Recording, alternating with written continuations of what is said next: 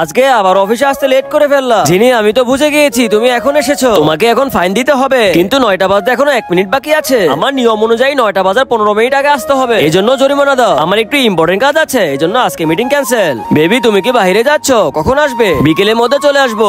আরে এটা কি করলে? তুমি কি পাগল হয়ে গেছো? Sorry ma'am. আরে সরিতে কি হবে, আজকে তুই তোর কাজের টাকা পাবি না। তুমি কি কোম্পানির বস নাকি যে কারো স্যালারি কেটে দেবে? চিন্তা করো না, এখন তো ম্যানেজার, পরে প্রিন্সকে বিয়ে করে বস হয়ে যাবো। লিজা, এখন তো দিনের বেলায় স্বপ্ন দেখা বন্ধ করো। আরে জিনি, তোমার যদি এই কাজে মেয়েটির উপরে এতই দয়া হয় তাহলে ওর সাথে গিয়ে টয়লেট পরিষ্কার করতে ওকে সহযোগিতা করো। প্রিন্স, লিজাকে ম্যানেজার পোস্টিং থেকে সরিয়ে দাও। তুমি কে যে আমাকে এই ধরনের কথা বলতেছো? আরে তো ভালো জামা পরে এখানে কি করতেছো? তোমাকে তো আমি টয়লেট পরিষ্কার করতে পাঠিয়েছিলাম। তোমার সাহস কি করে হয় আমার মাকে টয়লেট পরিষ্কার করার কথা বলার? এটা আপনার মা, আমি তো জানিই না। আমি যাচাই করতেছিলাম আমাদের কোম্পানিতে কেমন ধরনের লোক কাজ করে। তোমার মতো লোক আমাদের কোম্পানিতে কোনো জায়গা নেই। শোনো অহংকারী মেয়ে, তোমাকে আরেকটা কথা বলি, আমার ঘরের বউ আর এই কোম্পানির বস শুধুমাত্র জিনিই হবে। আর আজকে দেখবো তোমরা কাকে বেশি ভালোবাসো। মাকে ভালোবাসলে লাইক দিয়ে যাও, বাবাকে ভালোবাসলে সাবস্ক্রাইব, আর পার্ট 2 দেখতে হলে কমেন্টসে পার্ট 2 লিখো।